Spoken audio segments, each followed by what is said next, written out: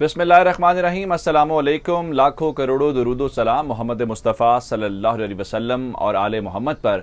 मैं हूँ उमर दराज गोंदल और आप मेरा यूट्यूब चैनल देख रहे हैं। नाजरीन, जुमे का दिन हमने आपको बताया था बगराम एयरबेस को लेके कि अमेरिका के लिए शिकस्त का दिन है और अमेरिका बगराम एयरबेस खाली करने के ऊपर मजबूर हो गया है।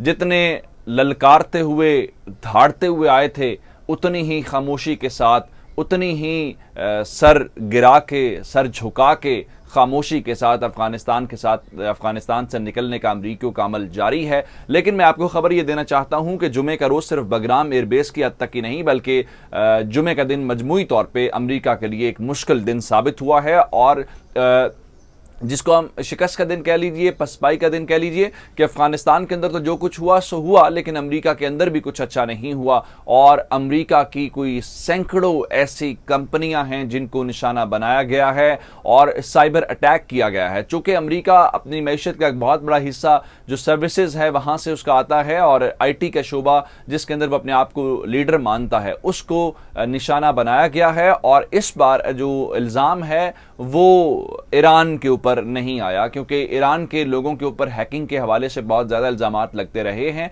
लेकिन ईरान के लोगों का फ़र्क ये है कि उनके मुतालिक कहा जाता है कि वो आइडियोलॉजिकल हैकिंग करते हैं, यानी उन्हें कोई पैसा नहीं चाहिए होता, उन्हें कोई मुआवजा नहीं चाहिए होता है। वो सिर्फ और सिर्फ दुश्मन के सिस्टम में घुसते हैं, उसको ये बताते हैं कि आपका सिस्टम कितना वल्नरेबल है और आपके सिस्टम के ऊपर किसी भी वक्त अटैक कर सकते हैं, उसके अंदर रसाई हासिल कर सकते हैं, लेकिन पैसे नहीं मांगते, कोई रकम का मुतालबा नहीं मांगते। अब जो अटैक हुआ है वो रैंसमवेयर का अटैक है और रैंसमवेयर का अटैक का मतलब ये होता है कि आपके सिस्टम को लॉक कर दिया जाता है और आपको कहा यह जाता है कि आप ये इतनी रकम अदा करेंगे तो उसके बाद ही आपको ये सिस्टम वापस मिलेगा। इस दौरान कंपनी का डाटा चुरा लिया जाता है और दीगर तमाम मालूमात तक जी रसाई हासिल कर ली जाती है। एक तो सबसे बड़ी खबर ये है। दूसरी बड़ी खबर यह है कि बगराम एयरबेस हो या मजमूई तौर पे इस वक्त सूरत हाल हो, अफगानिस्तान का मामला सरे फहरिस्त है। वो पाकिस्तान के अंदर हो, वो ईरान के अंदर हो, वो अमेरिका के अंदर हो, क्योंकि ये एक ऐसा टॉपिक है जिससे इस वक्त दुनिया का हॉट टॉपिक जिसको आप कह सकते हैं कि आने वाले चंद दिनों या चंद महीनों के अंदर इसने खित्ते की एक डायरेक्शन तय करनी है और उसको कोई भी इस बात से इनकार नहीं कर सकता कि वाकईतन ऐसा ही होने वाला है। तो अब ऐसे में जो कुछ हुआ वो नाकामी अमरीकियों की है। हम ये नहीं कह रहे कि वो ओबामा की नाकामी है, वो ट्रंप की नाकामी है, वो जो बाइडन की नाकामी है। हम ये कह रहे हैं कि ये अमरीकियों की नाकामी है। अमरीकियों की नाकामी से मुराद ये है कि अमरीका के इंटेलिजेंस सिस्टम की नाकामी है। अमरीकियों से मुराद अमरीका की फ़ौज की नाकामी है। अमरीका से मुराद अमरीका के जो प्लानिंग और जो वो थिंक टैंक्स हैं उनकी नाकामी है। ये नाकामी अमरीका की पॉलिसी साजों की नाकामी है। लेकिन इस सारी नाकामी के बाद जो बाइडन ने बड़ा एक अच्छा रास्ता निकाला है कि उसने अपनी नाकामी का सारा गुस्सा जो है वो अमरीकी जर्नैलों के ऊपर निकाल दिया है। किस तरीके से, ये आज मैं आपको तफसील के साथ बताऊंगा। ये तमाम खबरें आपकी खिदमत में पेश करने से पहले गुजारिश ये है कि हमारा यूट्यूब चैनल सब्सक्राइब कर लीजिए, बेल आइकन के ऊपर क्लिक कर लीजिए ताकि हमारी आइंदा आने वाली वीडियोस बर वक्त आप तक पहुंच रहे। नाज़रीन, आपका जानना बहुत ज़रूरी है वो ये बात कि अब ये टेक्नोलॉजी की दुनिया है और टेक्नोलॉजी की दुनिया में जब आप कोई सॉफ्टवेयर या टेक्नोलॉजी लेके आते हैं तो उससे ज़्यादा ये इंपॉर्टेंट होता है कि आपकी सिक्योरिटी कितनी इंपॉर्टेंट है। अब आपको मैं थोड़ा सा इस अटैक से पहले लेके जाना चाहता हूं और मैं आपको लेके जाना चाहता हूं जनेवा के अंदर। और स्विट्ज़रलैंड का जो शहर जनेवा है वहाँ पे कुछ अरसा पहले दो अहम लीडरान की मुलाकात होती है और उस मुलाकात के अंदर जो सबसे मेन पॉइंट होता है या मेन एजेंडा होता है उस मीटिंग का वो कुछ और नहीं होता बल्कि वो सिर्फ और सिर्फ साइबर सिक्योरिटी होता है, साइबर अटैक्स होते हैं। और इस सिलसिले में अमरीकी ये कहते हैं कि हमने पुतिन को ये बात बता दी है कि अब हम टॉलरेट नहीं करेंगे, अब हम हमला कोई बर्दाश्त नहीं करेंगे। अच्छा, इसके अलावा जो FBI के सरबराह हैं वो कांग्रेस के सामने पहुंचते हैं और वो कहते हैं कि अगर मैं आपको मुकम्मल असेसमेंट और जितना हमें नुकसान पहुंचाया जा रहा है और जिस तरीके से हमें टारगेट किया जा रहा है उसकी बुनियाद के ऊपर अपनी असेसमेंट दूं तो मैं आपसे ये कहूँगा कि अब ये हमले जो 9/11 का दहशतगर्दों का हमारे ऊपर सो कॉल्ड हमला हुआ था ये उन हमलों से ज़्यादा इफ़ेक्टिव हमले हैं, उससे ज़्यादा डेंजरस हैं, उससे ज़्यादा नुकसानदेह हैं और उससे ज़्यादा हमें डैमेज कॉज कर रहे हैं। इससे आप इसके स्वेयर होने का अंदाजा लगा सकते हैं। लेकिन अब हुआ क्या है, अब जुमे के दिन एक जानिब इन्होंने बगराम एयरबेस खाली कर दी और इनकी मिलिट्री की और ओवरऑल अमरीकी सिस्टम की जो शिकस्त है, आज अब जाइए, मैंने कल भी आपको ये बात की थी, कल से लेकर इस वक्त तक जो टॉप न्यूज़ है इंटरनेशनल लेवल के ऊपर, वो बगराम एयरबेस का खाली करना है। क्योंकि बगराम एयरबेस का खाली करना, क्योंकि ये ताकत का मरकज था इनका, क्योंकि यहां से ये बताने की कोशिश करते थे कि हम सबसे ऊपर है। तो उस के खाली होने से ये चीज़ क्लियर हो गई है कि ये अंदर से ही खाली है। अच्छा, अब हुआ ये कि जुमे के दिन अमेरिका के अंदर एक साइबर अटैक होता है जिसको रैंसमवेयर अटैक कहा जा रहा है, साइबर अटैक कहा जा रहा है। और उस दौरान कम अज कम 200 ऐसी अमेरिकी कंपनियां हैं जिनको मफलूज कर दिया गया है और बताया गया है कि आरएवल गैंग है जिसने ये अटैक किया।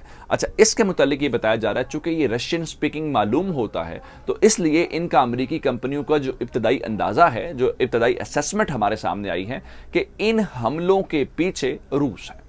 अच्छा, जब रूस की बात करते हैं तो हो सकता है कि ये कोई एक ख़ास क्या उसको कहते हैं प्राइवेट ग्रुप हो, लेकिन अमेरिका का ख्याल ये है कि जब रशिया से अटैक होता है या इस किस्म की कार्रवाई होती है तो इसका मतलब ये होता है कि वहाँ पे स्टेट स्पॉन्सर्ड हैकिंग होती है।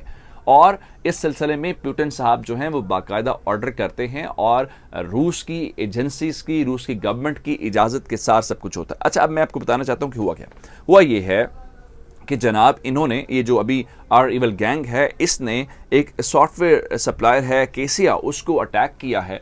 और उसको अटैक करने का मतलब ये है कि कम से कम 1000 के करीब छोटे या बड़े बिजनेसेस हैं जिनको वो सर्विस प्रोवाइड करते हैं, तो उन सब को इन्होंने मुतासर किया है। और अब बताया ये जा रहा है कि नेटवर्क मैनेजमेंट जो इनका पैकेज है इन्होंने वो इस्तेमाल करते हुए ये हमला किया है। और जब कंपनी से पूछा गया कि कितने लोगों का नुकसान हुआ है तो कंपनी ये कह रही है कि कोई ज़्यादा नुकसान नहीं हुआ, स्मॉल नंबर ऑफ जो कस्टमर्स हैं उनको वो अफेक्टेड हैं। अच्छा, ये कोई पहला हमला नहीं है। अमेरिका अपने आप को टेक्नोलॉजी के अंदर बहुत आगे समझता है, लेकिन उसके बावजूद भी मुख्तलिफ किस्म के दिसंबर के अंदर भी एक ऐसा ही हमला हुआ था और दिसंबर वाले हमले के ऊपर भी इन्होंने रूस के ऊपर इल्ज़ाम लगाया था। और जो दिसंबर के अंदर हमला हुआ था उसके अंदर हुआ क्या था कि जो उनकी फेडरल एजेंसीज हैं, जो उनकी फेडरल इंस्टीट्यूशंस हैं अमेरिका के, उनके ऊपर हमला हुआ था। और अब ये बताया गया है कि ये जो अभी अटैक हुआ है ये जानबूझ के हमला किया गया। उसकी टाइमिंग के मुतालिक कहा जा रहा है, टाइमिंग के मुतालिक इसलिए कहा जा रहा है क्योंकि जो बाइडन की कॉल राब्ता जो मुलाकात थी पुतिन के साथ, और उसके अलावा जो अमेरिकन इनखला है उसको लेके ये कहा गया है कि आपको मुल्क से बाहर तो शिकस्त हो रही है, हम घर के अंदर भी आपको शिकस्त देंगे और आपको इस किस्म के खतरात का सामना करना पड़ेगा। अच्छा, अब इससे पहले आपको याद होगा एक अटैक हुआ था JBS अटैक, ये ग्लोबल एक मीट प्रोसेसर है, उसको शट डाउन कर दिया गया था और शट डाउन हो गया था। उस वक्त भी बताया गया था कि उसके ऊपर भी जो हमला हुआ था वो हमला भी इस किस्म का साइबर अटैक ही था और उसके हवाले से भी कभी ईरान के ऊपर इल्ज़ाम लगाया गया और कभी रशिया के ऊपर। अब मैं आपको लेके जाना चाहता हूँ जो इनकी एक और नाकामी की कहानी है, जो एक और किस्सा है, वो अफ़गानिस्तान है।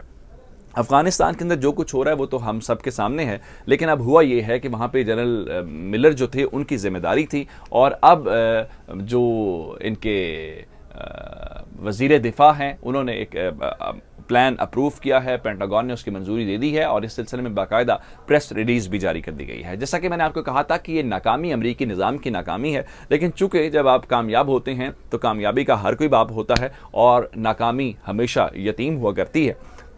तो ऐसा ही कुछ मामला अफ़गानिस्तान के अंदर है कि अब अमेरिका को बकरे चाहिए कि इस के नाकामी का जिनको कुर्बानी का बकरा बनाया जा सके, जिनको पिन पॉइंट किया जा सके। तो इस सिलसिले में जो पहली तब्दीली की गई है जो बाइडन साहब ने, एक तो ये बता दिया जनाब कि फौरी तौर पे हमने निकल रहे, क्योंकि हमारे पास इत्तलात कल अमेरिकी मीडिया के अंदर ये रिपोर्ट हो रही थी कि ये 4 जुलाई तक चाहते हैं कि हमारी बड़ी जो नंबर है वो निकल जाए। तो इस सिलसिले में अब बताया गया कि जुलाई नहीं, हम अगस्त के एंड तक निकलेंगे क्योंकि 11 सितंबर तक विड्रॉल कंप्लीट करना। अच्छा, वापस इस खबर की तरफ आते हुए कि इन्होंने अब उसका गुस्सा जर्नैलों के ऊपर निकालना शुरू कर दिया है। जनरल मिलर जो यहाँ पे कॉम्बैट ऑपरेशन को लीड कर रहे थे उनको उनके मनसब से हटा दिया गया है, उनसे ये जिम्मेदारी वापस ले ली गई है और साथ ही जो सेंट्रल कमांड के सरबराह है जनरल मैकेंजी, अब अफगानिस्तान के अंदर बताया गया कि जनाब उनका काम है इस इनखला को देखना, अपनी एम्बेसी को प्रोटेक्ट करना। तो अब सारी की सारी जो इस हवाले से प्लानिंग है, जो सारी कमान है, वो जनरल मैकेंजी के पास आ गई। अच्छा, एक और इससे रेलिवेंट खबर मैं आपको देता चलूँ, वो ये है